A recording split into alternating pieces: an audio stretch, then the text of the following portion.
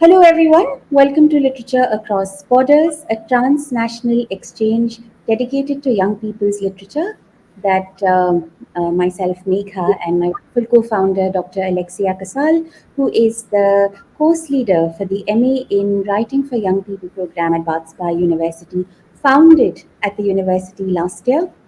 Literature Across Borders pairs thematically related texts by authors in different countries, which are then read by students in the UK and in India to understand how authors in different cultural contexts are approaching similar themes.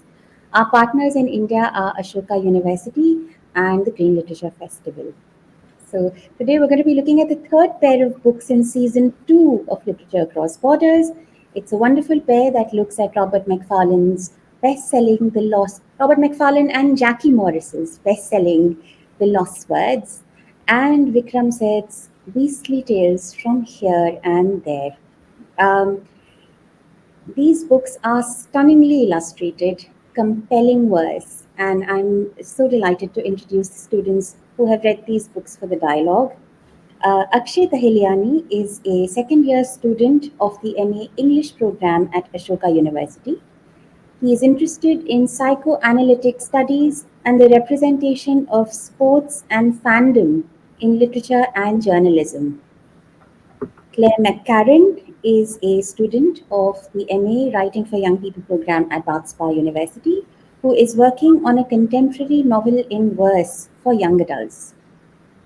Suzanne Faria is a child psychotherapist and a first year part time student of the MA Writing for Young People program at Bath University. She is loving the course, and the more she learns, the more passionate she feels about children's literature. And finally, the dialogue is going to be moderated by Nell Griffin, who graduated from the MA Writing for Young People program at Bath University and is currently continuing to work on the novel for young adults that she started when she was pursuing the course. So, Nell, the stage is all yours, and we can start the dialogue. Thank you so much, and thank you everyone for being here. I hope you enjoyed reading the books as much as I did. So I thought we could just dive straight in and start with the first question, which is about if these books were your first time reading a novel in verse intended for young people, either from India or from the UK, and what that experience was sort of like. So if Suzanne, I come to you first, and then I'll go to Claire and Akshay. Oh, well, it's not the first book I've read from Indian, well, English novelist, but in the questions it doesn't say a verse book. So I actually that would be my first time reading a verse book from India. The novelist I particularly appreciate is Jasvinder Bilan, who writes a lot, sets her books as having been born in the Himalayas. But of course, that's a middle grade novel, not verse. I've read many verse novels from British writers, but that's the first one. And so, Claire, if you're writing a book in verse, I imagine this sort of was a bit of inspiration for you. How did you find the reading experience? It was great. The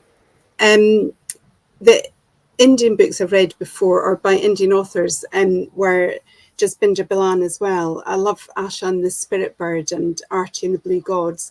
I love how she tackles bold and difficult subjects, oppression in Tibet, and she weaves mythology of Hindu gods with Scottish mythology as well in her Archie and the Blue Gods book. And her writing reminds me quite a lot of some of the impactful topics that are pursued in verse novels as well. And also Jess Butterworth, who's also spends summers in the Himalayas with her gran. I love her writing as well. And when I was researching for my own verse novel, I already came across Vikram Seth, because he wrote The Golden Gate. So one of the articles I read from my research was that that was sort of credited as paving the way for the resurgence of novels in verse in the UK.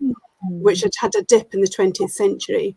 I'm quite curious in India if there was a dip in verse novels in India during the 20th century as well.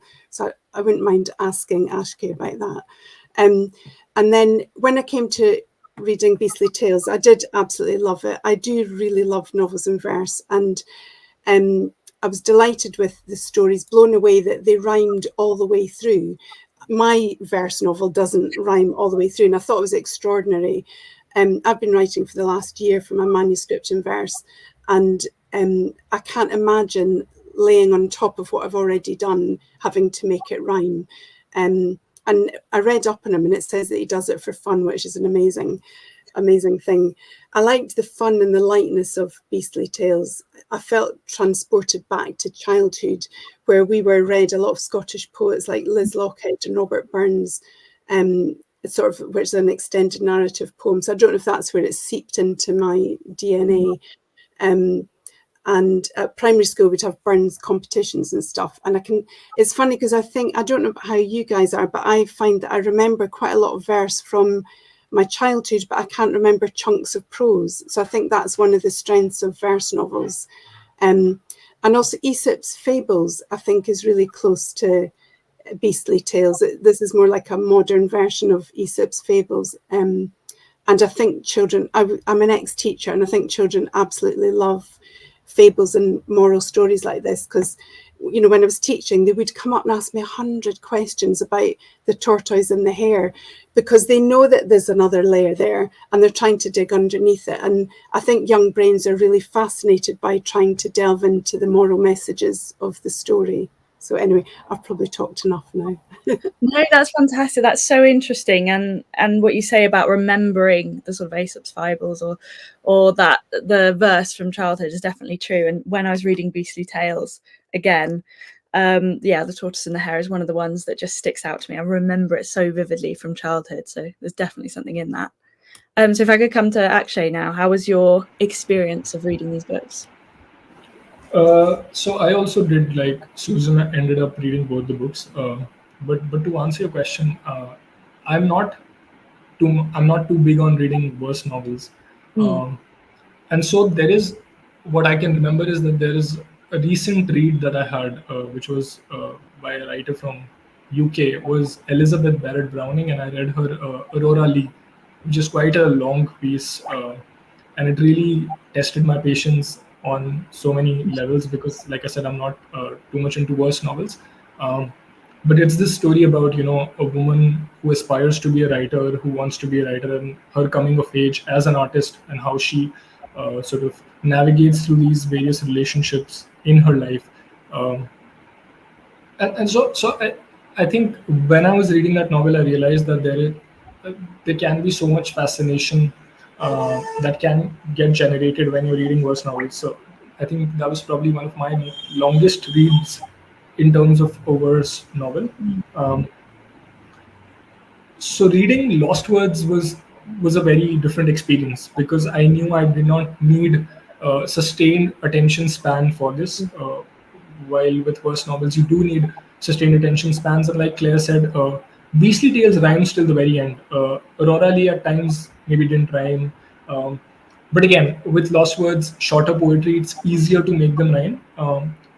Also, how, in particular, what I really enjoyed with Lost Words is that because Macfarlane and Morris are trying to give you a sense of the experience of each of these natural entities, right?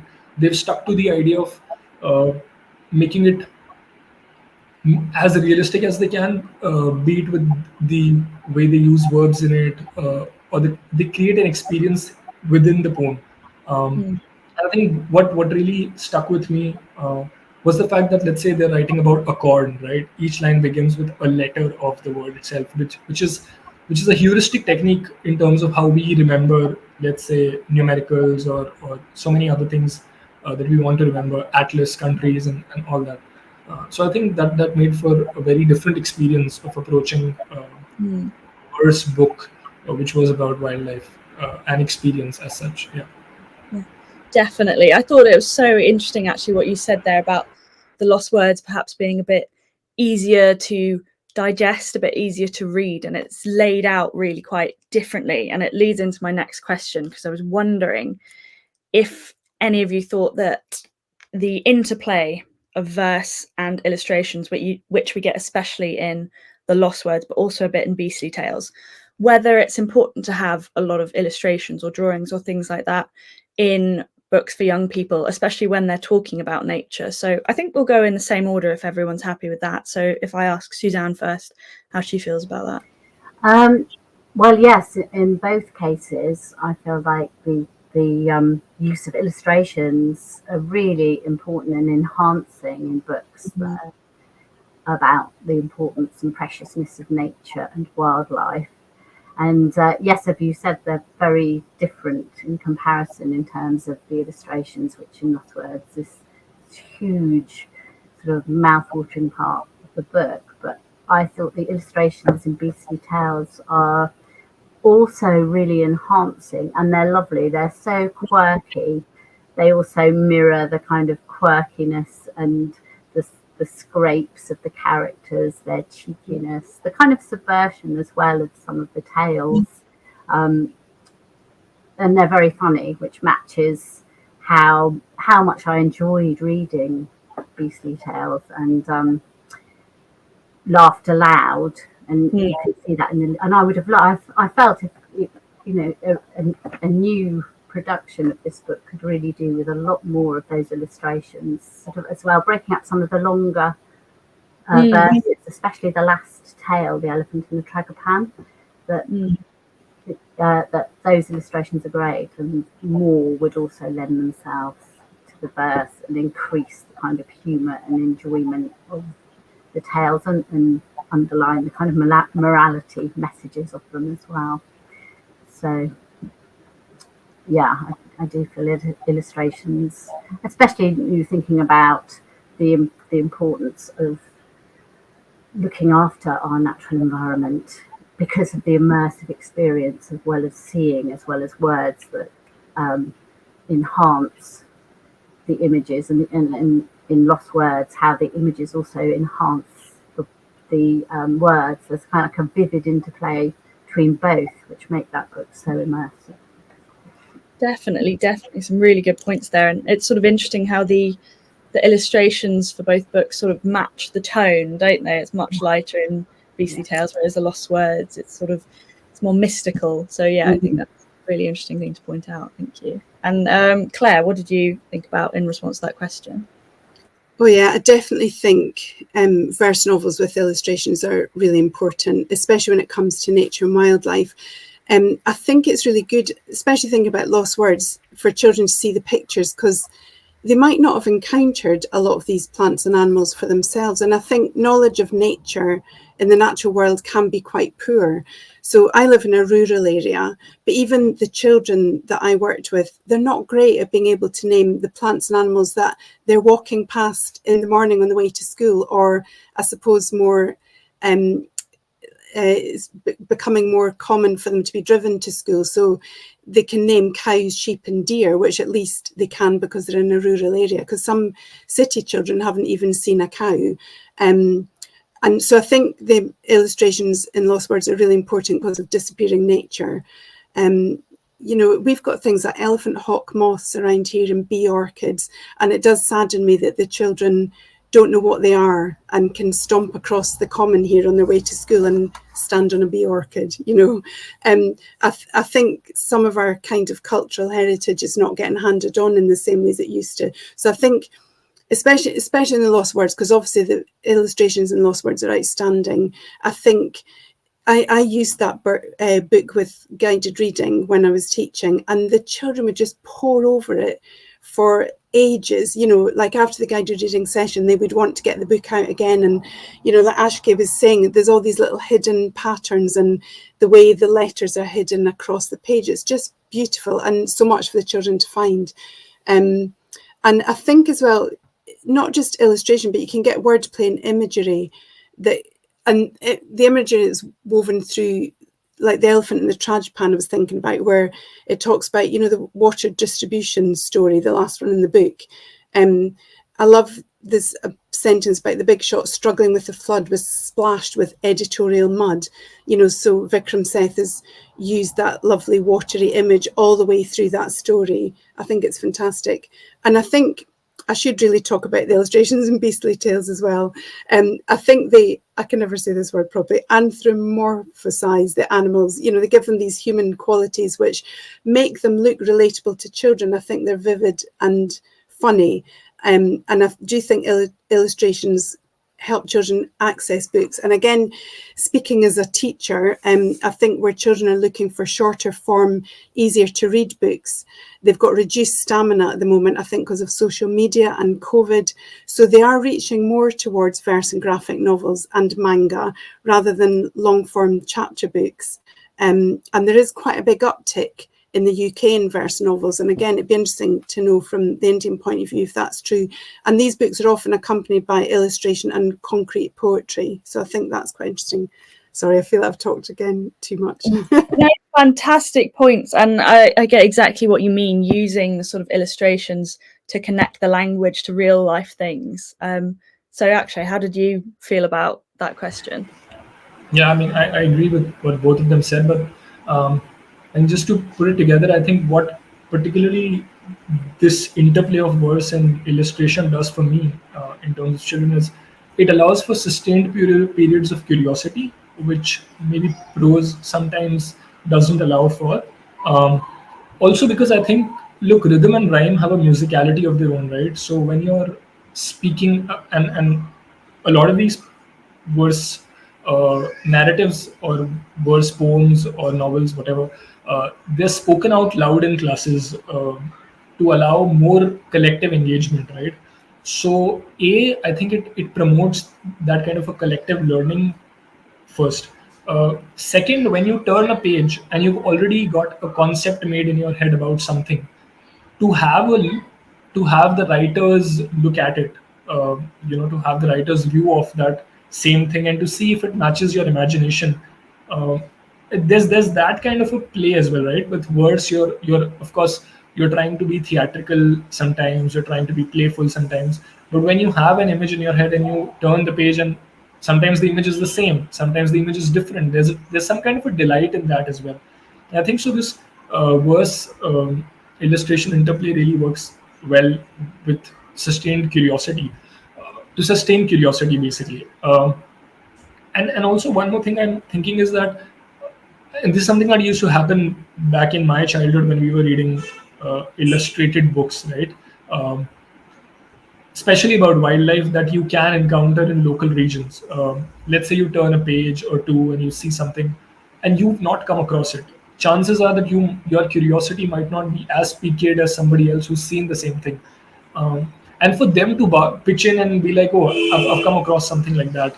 Um, the kind of conversations that promotes in classroom setups, I think they are very enriching, and they have serious impact on how children develop towards uh, perceiving environment through this collective learning. So I think that's something that both these books do really well in their own right. But yeah.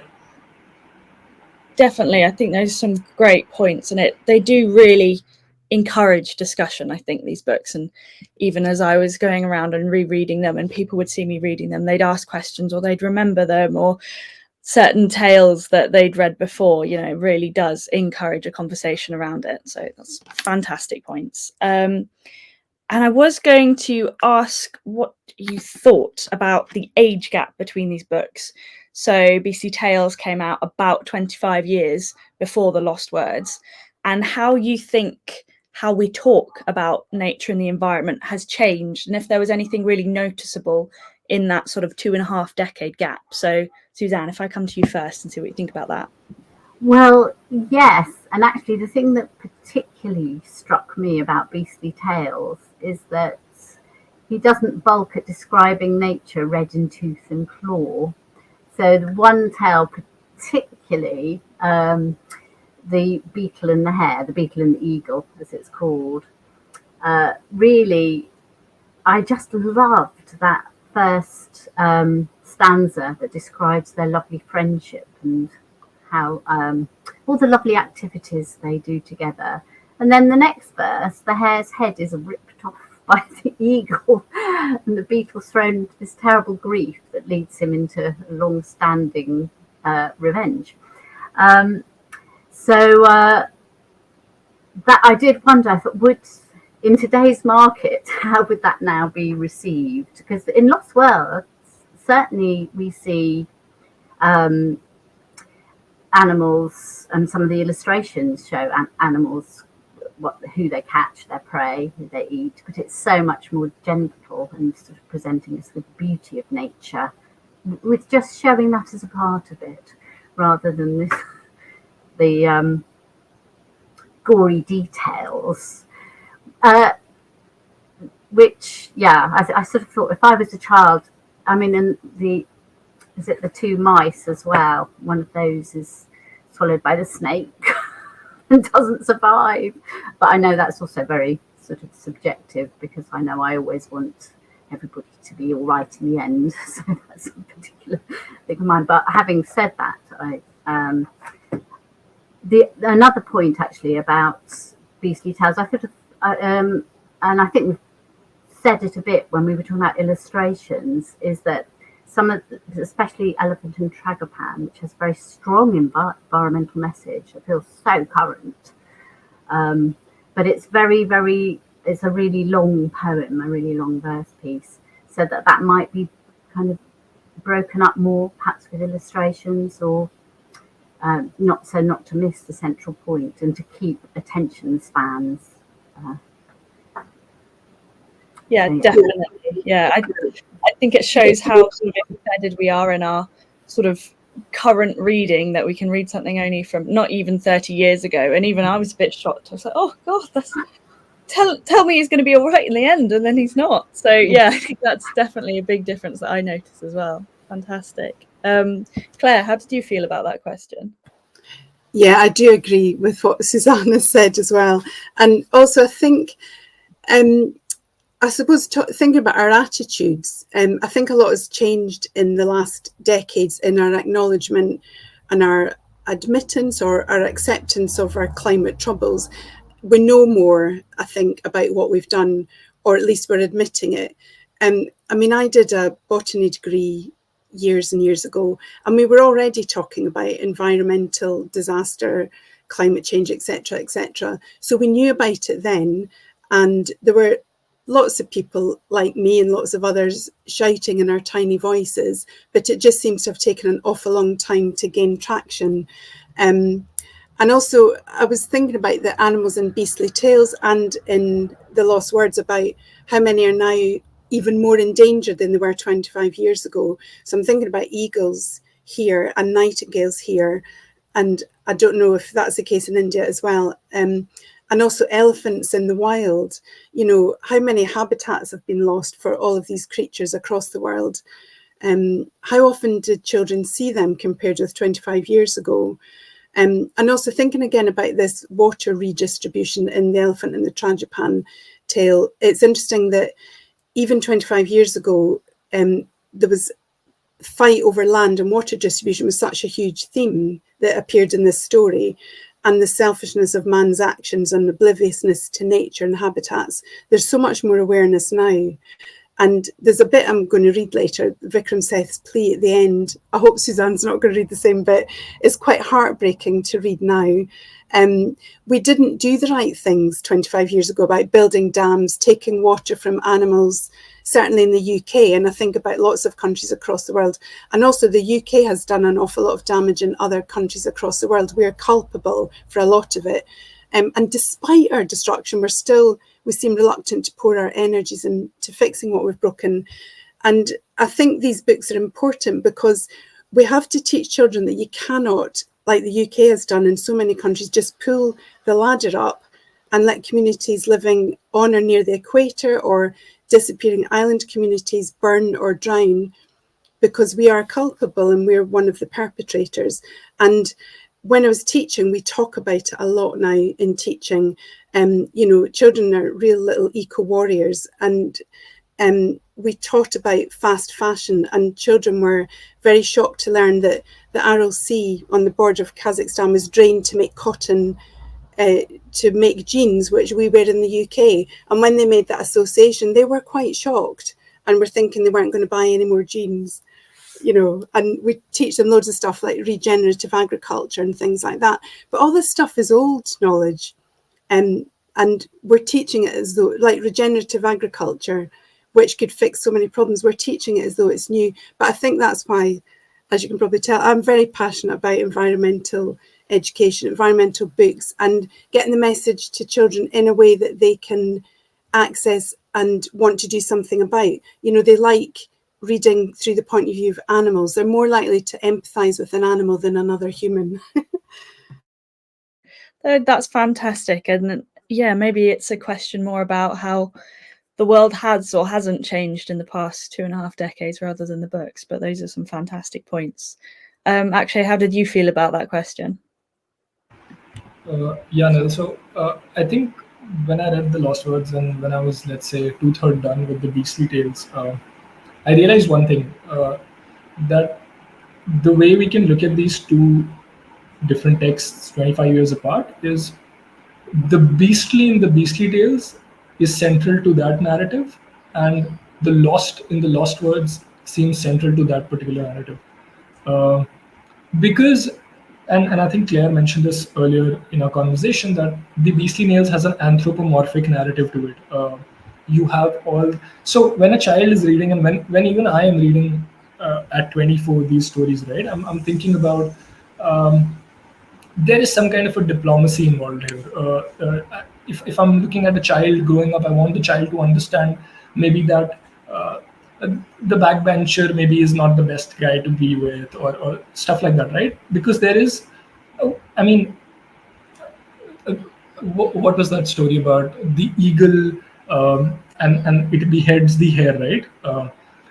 The eagle could be anyone, the hare could be anyone, and we often typify people and compare them to certain animals, their characteristics to some certain animals that we see daily, and that we learn from these kind of narratives, right? That an eagle has a certain characteristic. So human being who's having a certain similar ways of behaving comes to be, nicknamed as an eagle or whatever.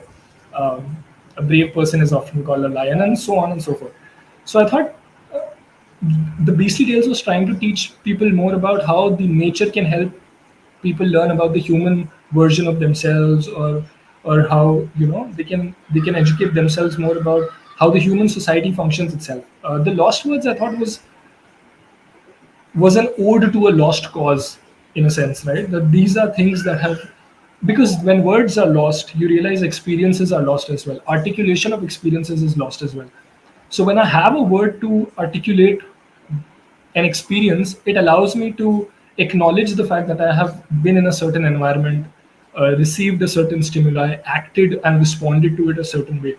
Um, and so over the course of 25 years, I think that is what has changed. We're not looking at we're not looking at the environment as a mirror to sort of animate our own movements, behaviors, or what we can project out there, but we're just uh, trying to come to terms with a natural frequency of nature, how these things exist in their own sort of uh, natural way of going about. I was remembered of this really nice poem in the Lost Word about the newt, and the newt is a cute creature, is what the Lost Words begins with. But there's a dialogue quality to this as well.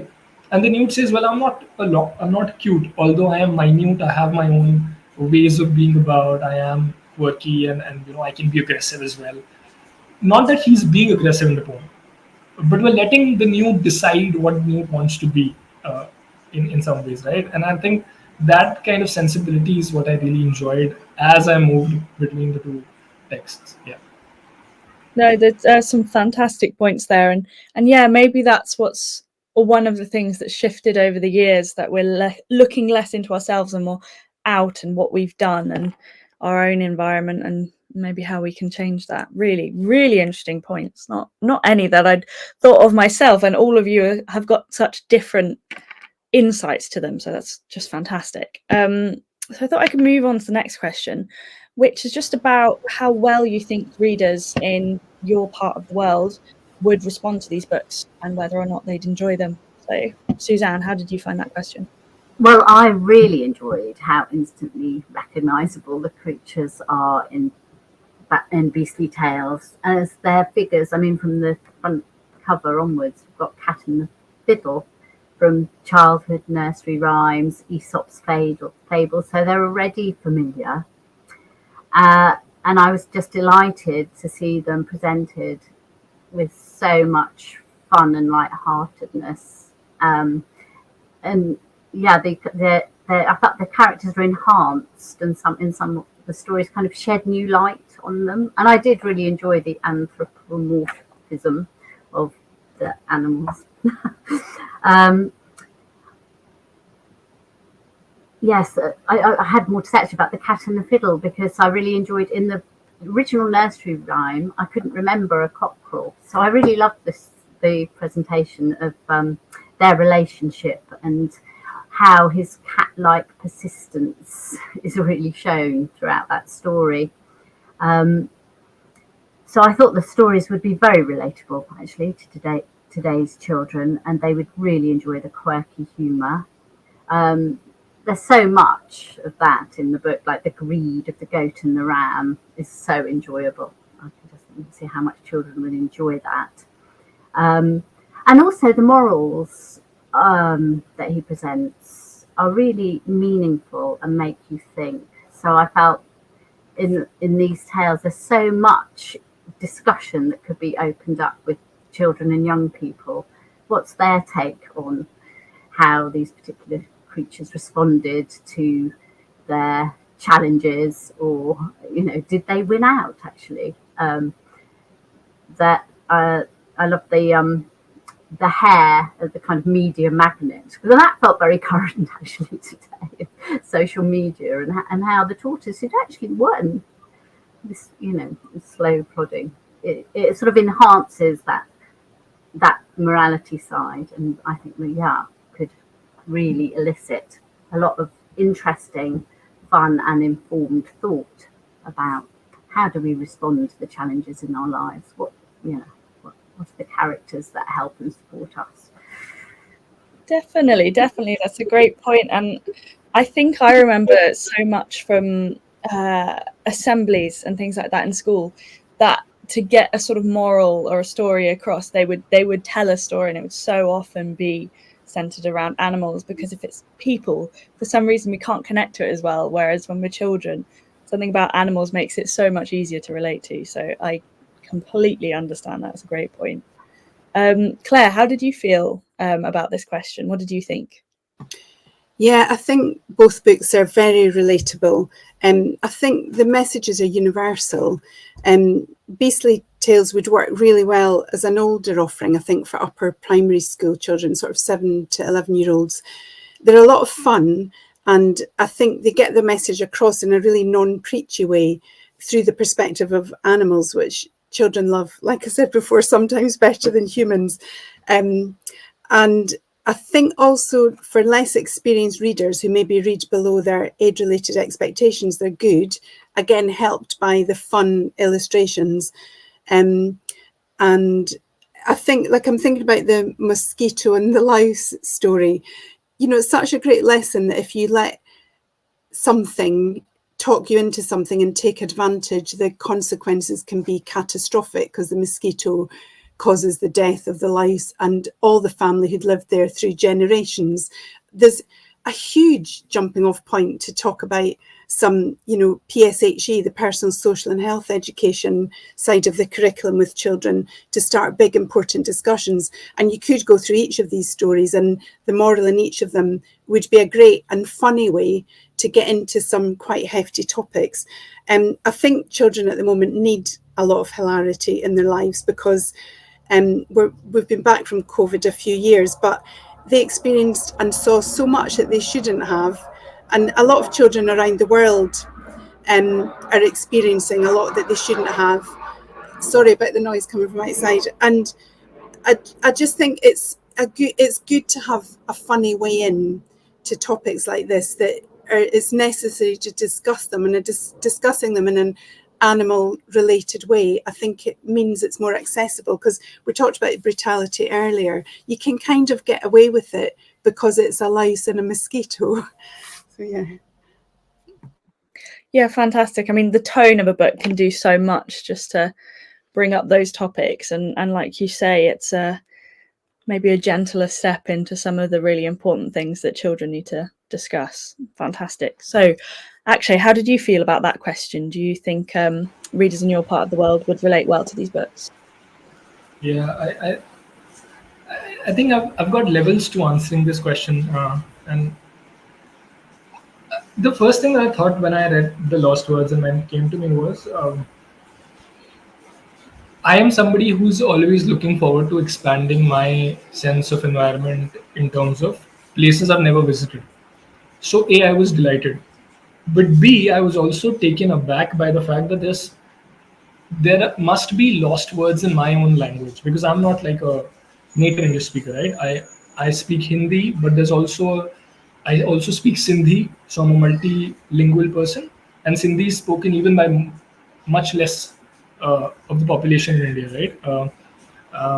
And then there's so many languages that coexist in India and change through even the even the most slightest of distance traveled between the state in the same state, right? So there's clearly, when I look at the lost words and what the cause that it's trying to address in a nation like India, I think it really explodes. I think the fact that its importance explodes, its significance explodes, because there's so much that gets lost now when most people are looking at English as something that provides an upward mobility and becomes must when you want to get jobs, or see yourself as a global citizen, for that matter, and allows you to connect people. Like, I'm here because I can speak English and I was able to go through all of this and have the ability to articulate myself. But when it comes to translating this work, or when it comes to looking at, let's say, local work, I think the cause that the Lost Word addresses in post-colonial nations, or in nations where language sort of, varies a lot, has a lot more significance in terms of reviving those languages, reviving some words that get lost, reviving experiences. Um, and the other way that I had, and the other thought that I had with the question is that how I feel there are ways in which the lost words are not yet lost, and I'm sticking to the context of the book that I have, The Lost Words, and this word, let's say the magpie, right? I did not know that the magpie was a bird until a few years back, when I started, until let's say 2015, when I started watching English football and realized that there's a team called Newcastle United, which they like to call themselves the Magpies, right? And that's how I came to know that, well, maybe magpies are uh, more found in regions around Newcastle, or stuff like that. So I think when I'm looking at the lost words and pushing forward or promoting that cause that the Lost Words gets behind, I think sports teams nicknaming themselves after these birds, or general narratives like those, general initiatives like those, an organization nicknaming itself like this, a popular organization known across the world, is what I mean. Be it sports, or be it marketing, or anything like that. Them getting behind these words and these local sort of essences which are getting lost can be really helpful in terms of promoting these lost words, lost experiences, and stuff like that, and can then make things more enjoyable for readers across the world. So yeah. That's such an interesting point. I never thought about that. That, yeah, maybe other people, if that's the only context they learn a word in, that, yeah, that's so interesting. I think I've got a few examples of things like that when or American sports teams and how they got there. Anyway, that's besides the point. But yeah, it would be really interesting to see if other countries across the world can, well, due to the success of the Lost Words, can have their own version of their own Lost Words in their country. So I actually live in Wales now, and I grew up here, and their school system is just so fixed on making sure everyone knows at least a bit of the Welsh language so it doesn't die out, because it's so important to the culture. So yeah, excellent points there, everyone. So I thought I'd move on to the next question, which is about how these books can appeal to young readers as well as adults, and whether or not they lend themselves to be read together with parents or caregivers, or I think Claire mentioned you used to read it in schools as well. So whether books in verse lend themselves to being read aloud more easily. So if I come to you first, Suzanne. Well, I absolutely felt both books completely lend themselves to being read aloud. When I was reading Lost Words, I read them aloud, and it helped me slow down, and really made me appreciate the kind of the sound beats and the images, and how much with reading aloud slows that process down, and if you're sharing it, even more so, bringing the animals, the plants, the birds into much more kind of vivid life, and just it's so satisfying. So definitely a book to share with readers, young or old. Lost Words, I felt. And so I also read a lot of the Beastly Tales aloud, not the whole book, quite long. And I started to feel I want to hear this as an audiobook or on the radio, because as you read it aloud, the dialogue springs into life, and you could just hear somebody, finding different voices for the characters. And it really makes sense of the verse, in a way, if that makes sense. When you read the sections of Beastly Tales aloud, they just absolutely fit. I mean, the skill of the rhyming in those stories is just breathtaking, I thought. So I'd absolutely love to be read Beastly Tales as a listener. And just, yeah. And also it does feel like something traditional about fables and morality tales. They're meant to be read aloud. So, yeah, definitely. No, definitely. That idea of an audiobook, that would be fantastic if we can get someone with a really lovely voice to read both of the books, actually. They're very different in tone, but they'd be fantastic. And I've actually got a young niece, and as I was reading both of them, I thought, oh God, I'd like to read these with her. I feel like that'd be a really fun experience. Fantastic. So Claire, what did you think about for that question? Yeah, I completely agree with Suzanne. I think, verse novels are so accessible to being read together, read aloud. Children, like in primary schools, there's a lot of learning sections to perform and illustrate. So there's a really good poetry competition that runs every year in the UK that's quite big, called the Clipper Poetry Award. And children shadow 5 poets. They choose one of the books that's right for their phase, learn poems, and then you submit your poetry performances to the competition, and so it shadows the competition that the poets are having as well. It's absolutely fantastic, because you're getting verse novels that have just been published by Joseph Coelho, Michael Rosen, Carl Nova, some really top poets.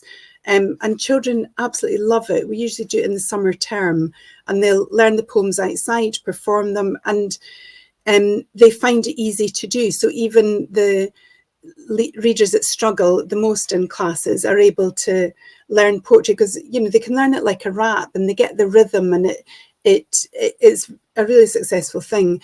And also, when you read a verse novel to a class, you can read it in a few days.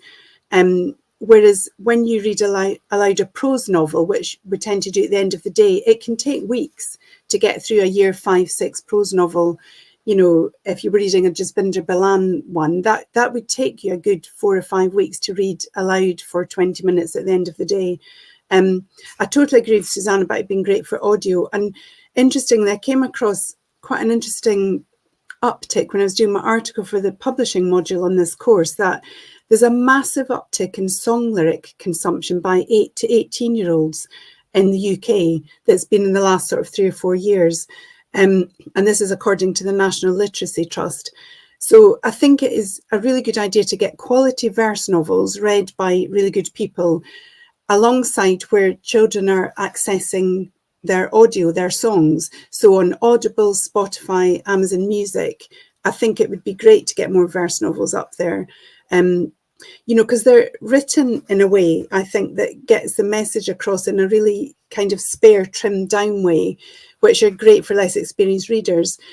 What I liked in year 6 was children could walk around with quite a chunky book. It looked like quite a chunky book. Like, I mean, I've got piles and piles of verse novels. So, you know, they can walk about with a book like that. So that book is probably only around 30,000 words.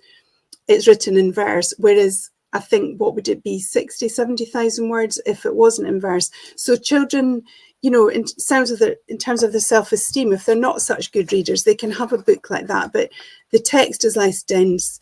The illustrations are still there, but they're seen as more cool. And then I think, as we talked about before, the layout and concrete poems, etc., can be a real draw. They love poring over concrete poems, like in Crossing the Line by Tia Fisher. She's got the most remarkable concrete poem of the boy's been trapped in a locker by some other boys that have bullied him. And it's a figure bent over, trapped in the locker. And it's extraordinary. It's an extraordinary book. I completely recommend it. The children can read a book like this in a short time, but they're still accessing quality literature. And in Beastly Tales, I really like how Vikram said he doesn't overwhelm, but he doesn't dumb down the language. So he's using words like omnipresent, egregious. So there are enough words like that there that the children will ask, what does that mean? But they don't have to stop every few lines to say, what does it not mean? Because that would really take the heat out of it. And then I think teen anger is a big thing. And I think verse novels, quite a lot of the early ones, like from Jason Reynolds and Elizabeth Acevedo, you know, they've come from a place, social agenda issues place. But there are also signs, and which is a good starting point. And Sarah Crossan writes a lot of social agenda, Manjeet Man, you know, there are loads now. But also there are signs that our verse novel consumption is widening. So Tia Fisher, who was on our course last year, she suggested that if middle grade verse novels were taught in primary schools, I'm just reading a quote from hers, at primary level, children might be more inclined to continue reading after Key Stage 2. But I think, and she's frustrated at how few there are, but I think hope is coming, certainly in the UK, at how many middle grade verse novels have started to make a big noise, like The Final Year by Matt Goodfellow has been massive here. Kathy Faulkner's Digging for Victory, and Nadine Asher-Jassett's The Hidden Story of S.D. Noor's just come out as well, which is next on my reading list. And I think it is important. I think, you know, obviously I've been studying it for a year, but I think verse novels can be life-changing. I wish, so I'm writing an own voice one, and I'm writing it for the 16, 17-year-old. I wish I had that when I was 16, 17-year-old, because I needed a book like that, didn't have it. I think they help reluctant and lapsed readers to engage. I think they can be powerful in tackling challenging issues that affect young people's lives. I think the emotional power of a verse novel can be really significant. I think something like Beastly Tales, you've got the short chapter, you know, it helps with current shorter attention spans as well, because there is an awful lot of competition for young people's attention. I think the less words on the white space encourages readers. It's good for ADHD and dyslexic readers. And yeah, and also, like I think I mentioned, they utilise figurative devices in a really engaging way so that children can access difficult concepts, whatever level they're reading at. And a final quote this is from Lucy Cuthie, who's my tutor. So she said, the fact that Taylor Swift can put out a 15-minute song and people enjoy it goes to show that it's not just about concentration span, it's about immersion, which I think's very wise. That is a fantastic quote. And yeah, I completely see all of your points there. There's something sort of less intimidating about a verse book, even, you know, as a writer or reader in their mid-20s, when I pick up a book and it's in verse, you think, oh yeah, I can read a bit more now. Whereas if you pick up sort of a chunky prose book, you think, oh, I don't have time, I'll come back to that later. That's fantastic. And the idea about putting verse books read as audiobooks on Spotify or things like that, I think is $1 million idea. So someone's going to do that soon. Akshay, how did you feel about this question? I think Susan and Claire covered most ground. Like, I don't have a lot new to add to that debate, but I think I certainly agree with everything that's been said because personally, I feel like in India, where again, or any multilingual background, right? In any multilingual culture, when you're going through, and so I'm not just thinking about English, but I'm thinking how one can sort of, be because a multilingual subject is always thinking about, or not, if not always, sometime is aware of the fact that in pursuit of one good language, another language that they may know gets lost or sort of is subdued, right? And I think this particular idea of really sort of engaging and immersing, that's the word Claire used, immersing yourself and engaging with material in any language in a verse mode sort of helps you to kind of move over that subdued nature of one language over the other. I generally think that people do believe that once you've learned a couple of languages, learning a third language is very different. But now I wonder what changes would it make if, let's say, I at 24 were to learn Spanish through the verses in Spanish, right? Because even when people learn new languages, they often have this system of learning languages the way the tests, whatever A1, A2 level, or whatever these kind of language tests are designed for, right? So I think I'm looking at this kind of a debate from that generativity as well. How is it? I think it's definitely going to be more beneficial to encounter new languages first in verses and then maybe in prose when children want to learn those languages or when adults want to learn those languages as well. And it'll be interesting to see if there could be a study about that, how that impacts, two sets of groups. Maybe one takes over prose modality of learning a language and the other one goes through verse modality, and how that impacts. So, yeah. That's such an interesting idea, to learn sort of the language around rather than what you're taught, like, this is my name, this is where I went, da, da, da, da, da, and actually learning about the lost words of the language. I think that's a fantastic idea. And sort of going off of that note, does anyone have any books about nature or the environment that they would like to recommend to anyone here or anyone watching, and why? So Suzanne, I'll start with you again. Yes, well, but the book that immediately sprang to mind was Wilding by Isabella Tree, which is a very beautiful, breathtaking book that helps to show even the small things that we can do can help nature. And it's about a rewilding project in West Sussex, somewhere called the Knepp Estate. And I think the really hopeful kind of core of that, it shows how nature can heal herself if let be. So yeah, and it's a very beautiful book. I totally recommend it. I've also got a book called The Green Man by Belle Mooney and Helen Cann, which is quite a short, kind of like a picture book, but it's got plenty of words. It's not a kind of younger age picture book, kind of middle reader, and it's about a boy called Luke who notices all his world is grey. He lives in a block of flats. Everything is urban. Dad's behind grey newspapers. There's cars, vans, buses everywhere. When suddenly he passes a tree and he sees the Green Man, who's kind of a Celtic image, a very natural image. He's a face of a man with leaves sprouting from his mouth and all from him. And then after that, he starts to see the Green Man, like he sees him in the cabbage that Mum's bought. And he springs up everywhere, and it then encourages him to start to find nature in his own life. He dreams of it, and it's got this lovely kind of mythical undertow, but it also a bit like Wilding, has a message that you can start your own garden, even if it's small, even if it's a window box. He meets this rather magical elderly woman who has an allotment, and he starts to learn about the plants, and it's the green man that's led him there. And it's the most lovely book. It's quite old, actually. I think it's 1997 it was published. So quite an old book. And also, I hope this isn't cheating, because this is a book called Belonging by Jeannie Baker, who was born in England but actually lives in Australia, so she's sort of English Australian. And this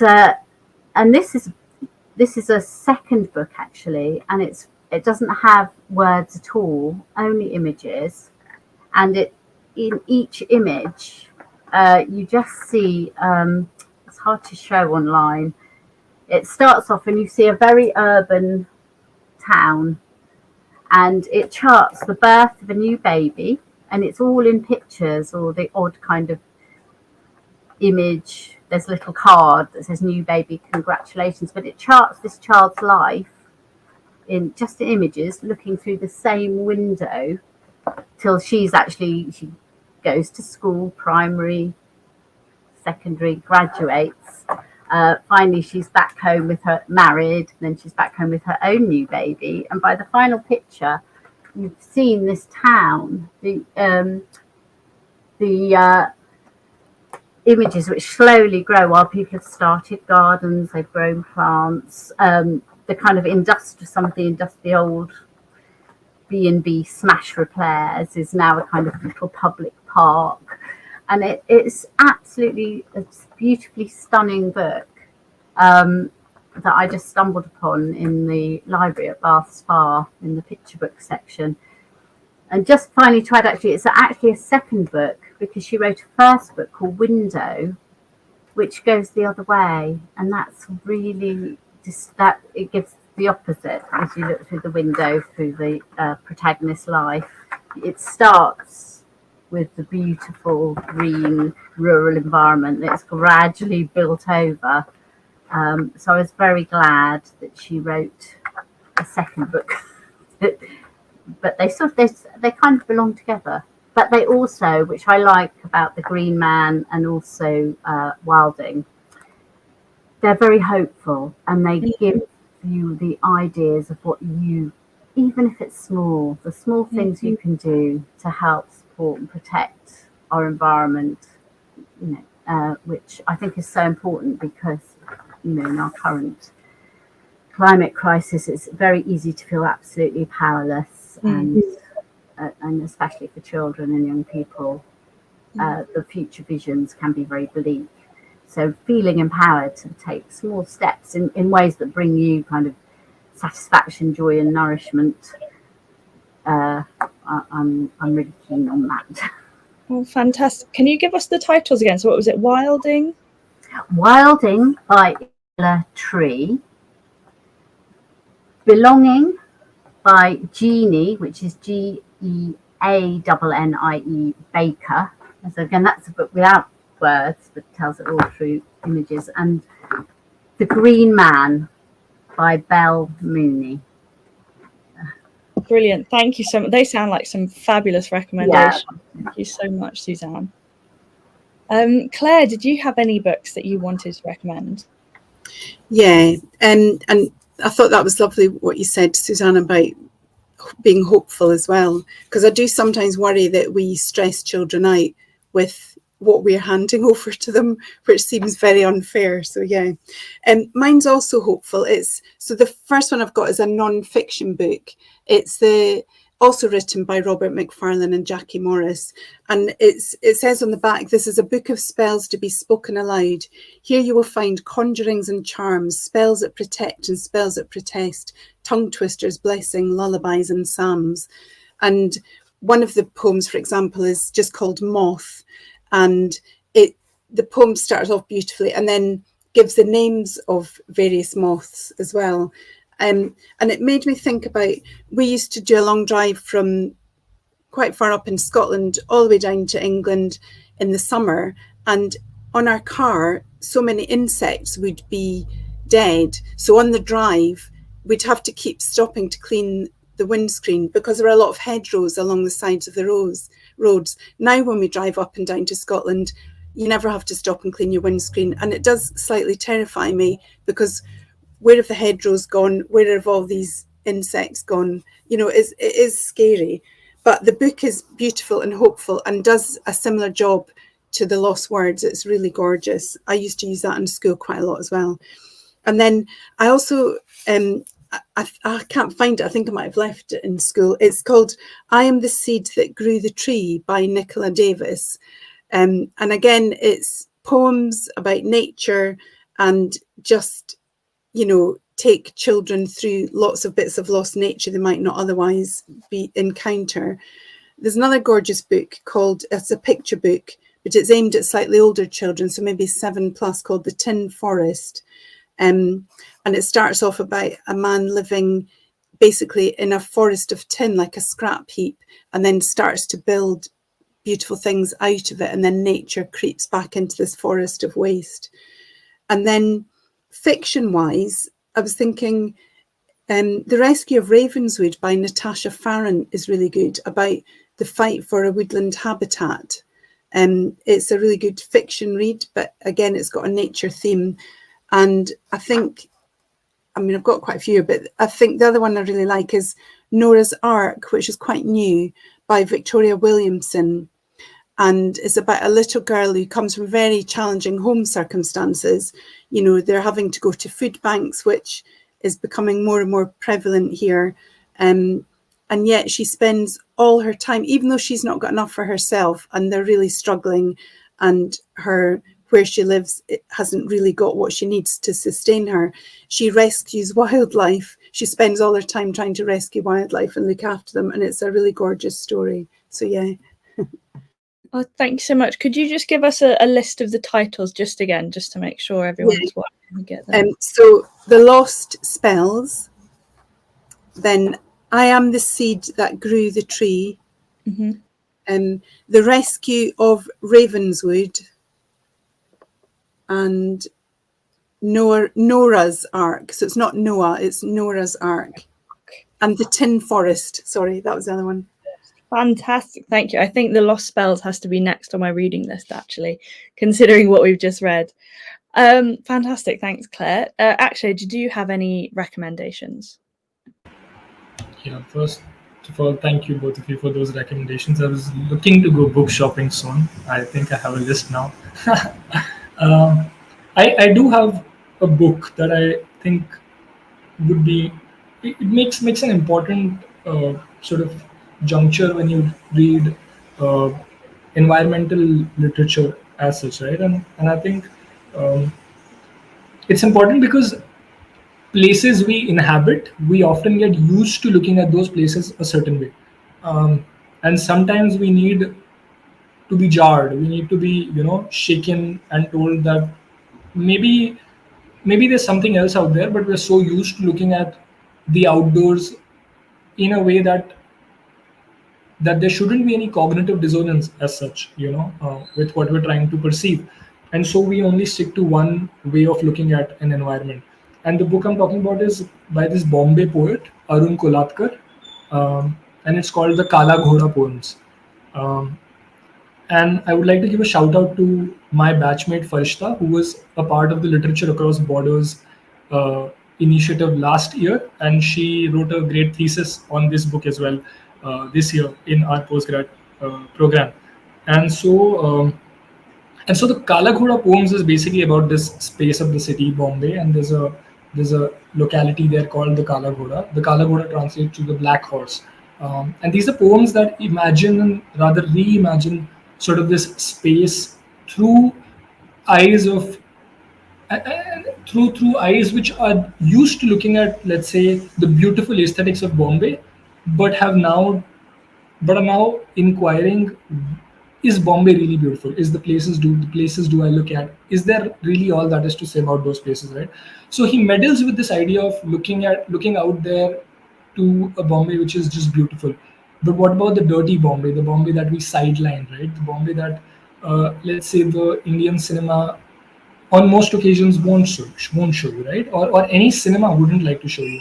the glorified London that no cinema would like to show you, sort of, uh, you know.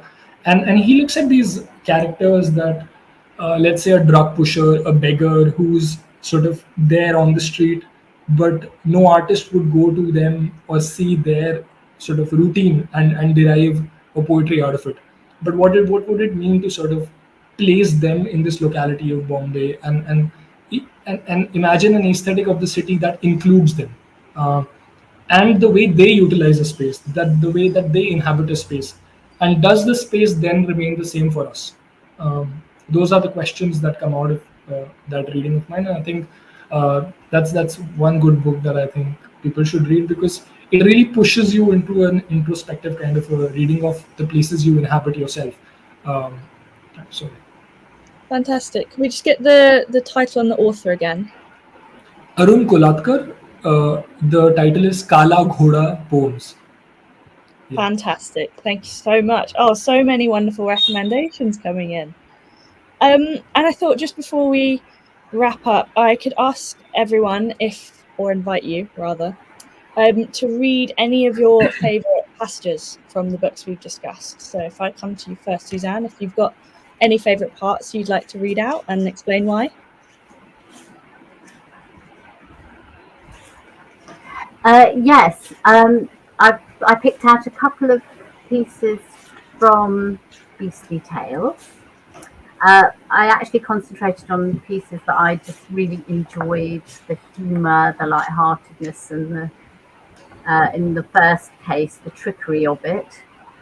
And the first piece I've chosen comes from The Rat and the Ox, which is a verse which explains how come the rat ended up first on the Chinese zodiac. And I will read how he did it. I'm picking up from when the ox was going to be first. He's much bigger than the rat, and that's why he would be first. And the rat comes up with the plan. Then the rat feigned gloom and grief one night, creeping like a thief, snivelling to the ox he came, and he wept, "I'll die of shame. How can I face public scorn? Oh, why was I ever born? Look at my pathetic figure. If I were a little bigger, just a little bigger, I would not wish to shrink and die. I know you deserve first place. Save me from my just disgrace." Now the ox felt rather sad. "Rat, don't feel so bad. Even if your size were doubled, I would still be quite untroubled. You don't mind? Not in the least. I am much the bigger beast. Ask the godling for permission. I will second your petition." "Well, I'll do as you have bid," said the smirking rat, and did. Soon he'd grown to twice his size, from his ankles to his eyes, and on the appointed day, ox and rat went on their way, wandering jointly through the town. Women threw their baskets down, screaming, "Oh my God, that rat! Nothing quite as big as that have I seen, or ever will. Just to see it makes me ill." Nonetheless, they crowded round, and a shocked and rattled sound emanated from the horde, while the ox was quite ignored. Though they wandered side by side, everywhere the people cried, "What a beast! How huge! How massive!" Then the ox, so far impassive, thought the people had gone blind, or that he had lost his mind. "Am I all that small?" he said to the dog, who shook his head. "No, I wouldn't say you're small, or the tiger, not at all, or the horse, or sheep, or pig. But that rat, he's really big." That is how the ox lost pace, sinking down to second place in the zodiac, while the worst beast of all is still the first. Thank you so much, Suzanne. That's fantastic. I love that one. So, Claire, could I move on to you? Do you have a favourite passage of yours that you wanted to read out? Yes, I'm torn because I've got a few favourite passages, but I'm just going to with this is the elephant one at the end, the story at the end, where the water has been taken off all the animals and the elephant is fighting back. So he's gone to see the mayor of the town, the big shot. The elephant first sipped his tea, then ate a biscuit leisurely, then shook his head from side to side, and having cleared his trunk, replied, "Well, even as regards supply, I do not see the reason why you do not use what lies to hand before you try to dam our land. Even my short walk through this town shows me how everything's run down. During your long administration, your pipes cry out for renovation. Your storage tanks corrode and leak. The valves are loose, the water's weak. I've seen the water gushing out from every reservoir and spout. Repair them. It'll cost far less than driving us to homelessness by blasting tunnels through our hills and bloating your construction bills. But that's just one of many things. Plant trees, revive your wells and springs, guide from your roofs the monsoon rain into great tanks to use again, reduce your runoff and your waste, rather than with unholy haste destroying beauty which, once gone, the world will never look upon." The elephant, now overcome with deep emotion, brushed a crumb of chocolate biscuit off his brow. "Dear chap," the big shot said, "somehow I think you fail to comprehend what really matters in the end. The operative word is votes, and next to that comes rupee notes." And I wanted to read that bit because it's quite topical for us in the UK with our elections approaching. And I just wanted to leave you as well. So Vikram Seth leaves us with the morals at the end of the book. So he calls it his quasi-morals. Here are two. The first is that you never know just when your luck may break, and so you may as well work for your cause, even without overt applause. You might, in time, achieve your ends.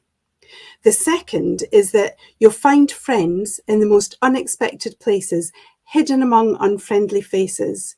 For small fry swim in every pond, even in the doldrums of despond. And so I'll end the story here. What is to come is still unclear, whether the fates will smile or frown, and Bingo Vale survive or drown. I do not know. I cannot say. Indeed, perhaps I never may. I hope, of course, the beasts we've met will save their hidden valley yet. The resolution of their plight is for the world, not me to write. And it's quite scary because he wrote that 25 years ago, 25 plus years ago. So, yes. That's fantastic. Thank you, Claire. And yeah, as you say, almost scarily poignant right now. So both those sections are fantastic. Thank you so much. And finally, Akshay, did you have anything that you wanted to read out? Any particularly favourite sections? I think the Lost Words is full of these small little verses which are so nice. Like you can read them out anytime and they'll make you happy, and then you have a picture alongside to sort of accompany you in that delight. But I'm looking at one verse which I'm looking at basically two verses which I felt really impacted me, and one of them actually, the adder, right? He writes about the snake, the adder, and it hit me hard because I was playing cricket the other day in a ground and I realized I heard a sound, and for a moment, the first thought I had was, "Is there an adder around?" Uh, I didn't realize, but that rhymed. So I'll just begin with the adder. It says, "A hank of rope in the late hot sun, a curl of bark, a 6 and 8, for adder is as adder basks. Deep in heather, coiled in gorse, sunk among the winter stones, for adder is as adder hides. Darts, diamond slides, sine wave swerves, live wire curves of force, For adder is as adder glides, echo of snake, self-escape, a left behind ghost. For adder is as adder sheds, rustle of grass, sudden susurrus, what the eye misses. For adder is as adder hisses. So that's the adder, and I kid you not, I heard a hissing voice and I was like, whoa, an adder in India? What's happening? Uh, and then this next bit I have is about the lark, which is, as the poem describes it, a very small bird. But I really liked it because I realized when children read a verse like this, and we were talking about how a lot of this literature sort of impacts readers. They feel sympathetic towards, let's say, animals, and through animals, maybe towards other people. I thought this might help somebody realize about their sadness, and to help them in a difficult time like that when they're not feeling great. Uh, is a massive achievement for a verse like this. So here goes the lark. Little astronaut, where have you gone? And how is your song still tormenting on? Aren't you short of breath as you climb higher? Up there in the thin air, with your magical song still tumbling on? Right now I need you, for my sadness has come again and my heart grows flatter. So I'm coming to find you by following your song. Keeping on into deep space, past dying stars and exploding suns, to where at last, little astronaut, you sing your heart out at all dark matter. Yeah, that'll be it. Brilliant. Thank you so much. Such lovely sections in all of the books. And yeah, I just want to say thank you for all of you for reading the books, for really thinking about all of your answers and discussions for these questions, because there's so many interesting points that have come out of this. And yeah, for just taking part to facilitate these discussions around nature and the environment and young people's role in it. So yes, I just wanted to say thank you so much. Really enjoyed talking to all of you. It's been fantastic. Thank you. Thanks for having us. Yes, same here. thank you. Thank you so Thanks for much. having us.